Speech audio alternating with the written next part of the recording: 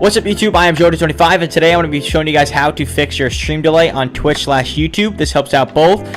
So yeah, hope you guys enjoy this video. Before we do get into the video, as you guys see on the screen, only about a small portion of you guys are subscribed to the channel. So I would really appreciate if you guys smash that subscribe button and like button so I know you guys enjoy the content and want more like it. But yeah, without further ado, let's get into the video. So as you guys can see on the screen right now, I am on OBS. This is very simple and quick, guys. Literally all you want to do is go to your settings. First, you want to go to your advanced settings, okay? All you want to do, these things don't matter. If you guys want a full OBS tutorial, if we get to 100 likes on this video, I'll make my whole, OBS, setup that I have, best, settings and all that. But basically, all you want to do is go down here to replay buffer.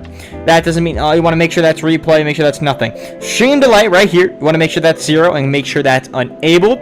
And then automatic recollect, make sure that's checked enabled, make sure retry delay is 0, and make sure maximum retries is 20.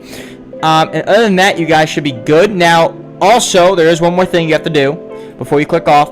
Also, a very simple thing to know is this.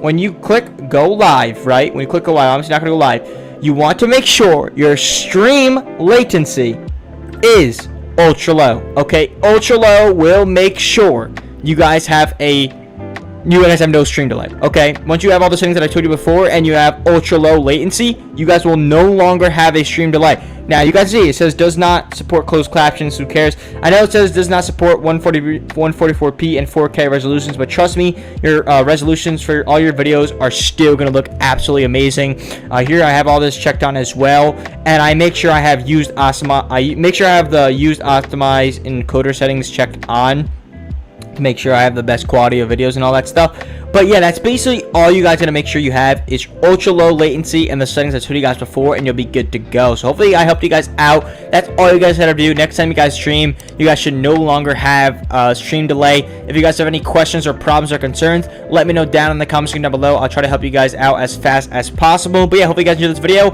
I am JoeyJ25, and I'll see you guys in the next one. Peace.